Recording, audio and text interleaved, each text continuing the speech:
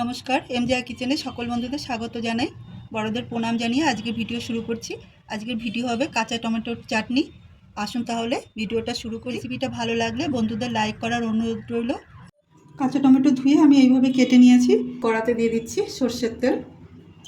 আমি দিয়ে দিচ্ছি বাদাম, এটা একটু ভেজে নেব। বাদাম একটু ফেটে উঠেছে, এরপর আমি দিয়ে দিচ্ছি মুগ ডাল, এটাও হালকা করে ভেজে নেব।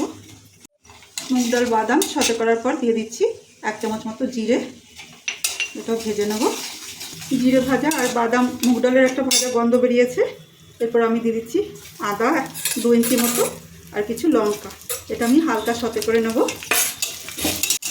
হালকা সতে করার পর আমি এবার দিয়ে দিচ্ছি কেটে রাখা টমেটো, এটা ভালো করে মিশিয়ে নেব। এবার আমি গ্যাসটা বাড়িয়ে দেবো। এতক্ষণ লো ফ্লেমে মশলাটা ভেজেছি। ভালো করে মিশিয়ে নেওয়ার পর দিয়ে দিচ্ছি লবণ আর দিয়ে দিচ্ছি একটু তেঁতুল, এটা মিশিয়ে নিয়ে ঢাকা দিয়ে আমি কুক করবো যতক্ষণ না ভাজা না হয়। টমেটো হালকা নরম হয়েছে, আমি এর মধ্যে দিয়ে দেবো ধনেপাতা কুচি,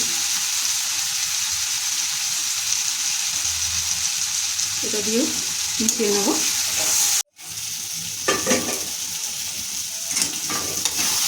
টমেটো ভাজা ভাজা হয়ে গেছে, আমি এবার এটা নামিয়ে ঠান্ডা হতে দেবো।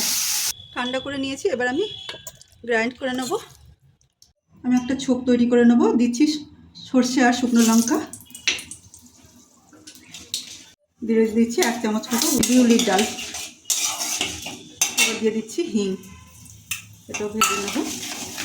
গ্যাস অফ করে দিচ্ছি। ডালটা ভাজা হয়েছে, বিউলির ডালটা। এবার আমি দিয়ে দিচ্ছি কিছু ধনেপাতা, বানানো ছোপটা দিয়ে দিচ্ছি।